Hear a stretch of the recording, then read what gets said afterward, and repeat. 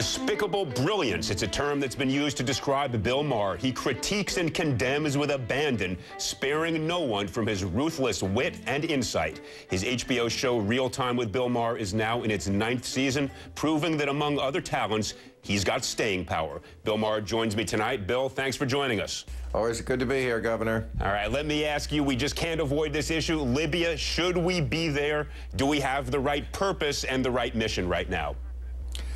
Yeah, I would say in general we should stop the bloodbath that was probably going to be inevitable. I've heard a lot of talk these days about whether Hillary Clinton and talking to Bill Clinton about what happened in Rwanda, and then maybe that influenced Obama. Yeah, it probably did. I'm sure Obama knew all that. I don't think he had to talk to Hillary Clinton about it.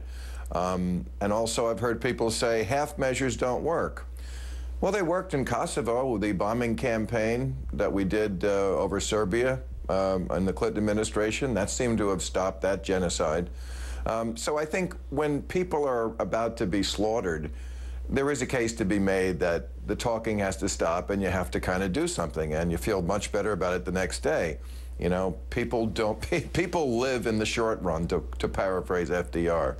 Look, I'm with you 100%. I think we not only need it to go in. My concern, in fact, is that we don't have a specific enough mission statement. I don't think we should stop until Gaddafi is gone. Do you agree with that, or do you think that we can just stop the genocide now or stop the slaughter now but leave him in place? Or would that be a half measure that would be insufficient to accomplishing the long-run goal of democracy, freedom, liberalization? You know, there are no good answers to that question. I mean, if you insist on getting rid of Gaddafi, that means, I think, you have to send in ground troops at some point.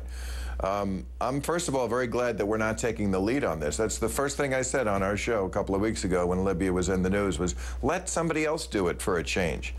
On the other hand, I know what you're saying. The United States is gaining a terrible reputation around the world as a country that doesn't really stick up to its commitments and abandon its friends. I mean, the Bay of Pigs did not look good. Vietnam punching people as they tried to get into the helicopter on the roof, that didn't look good. 91, the first President Bush leaving the Kurds and the Shiites after they thought we were going to come to their aid, rising up against Saddam Hussein. You know, we're like Newt Gingrich. We leave you when you're in trouble.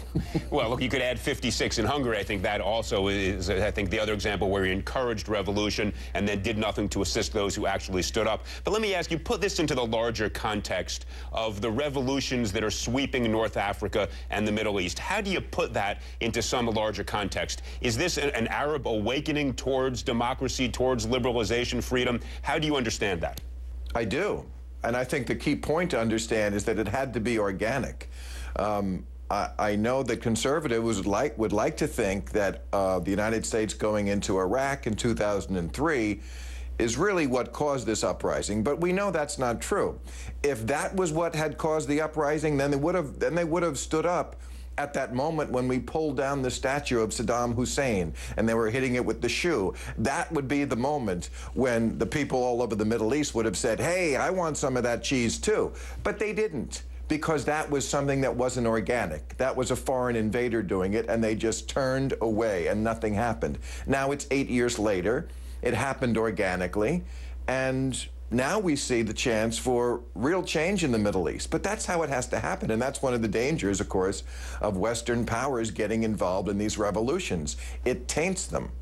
Look, you're exactly right. We cannot make it our revolution. If it isn't organic, it will not succeed in the long run. On the other hand, there are times when we have to provide some assistance, such as in Libya right now. Otherwise, Gaddafi could crush it. I think that's the delicate balance we've got to weigh in every one of these circumstances. Is it a huge defeat for al-Qaeda? In other words, if this organic revolution now is from the street, whether it's in Cairo or Benghazi, and these are individuals who are educated, who want freedom and tolerance, this is a rejection, it seems to me, and to others as well, of what al-Qaeda was saying would be the dominant ideology of Arab youth. Yes, I do think it's a defeat for al-Qaeda, but it's not a complete defeat. There was a million-woman march a couple of weeks ago in Cairo, and about 1,000 women showed up, greatly outnumbered by men jeering them to get back into the house, as women should be. Yeah. So, you know, I said this on our show a few weeks ago, and people were very upset. I very often make my liberals in our audience mad at me when I talk about this subject. But I said, you know what? If there is not a sexual revolution that is going to accompany your revolution, just forget it. Because, you know, that's part of it, is becoming a somewhat secular society. I mean, Al-Qaeda draws its strength from religion, and we know this is a religious culture much more than the West is a religious culture. At some point, they are going to have to make a break. You cannot have a sort of semi-theocracy where you're getting your laws from the Quran and so forth, and I worry about that. We saw the polls that were coming out of Egypt at the time of the revolution when Mubarak was still in power, and a majority of the people believe in things like Sharia law. It's a very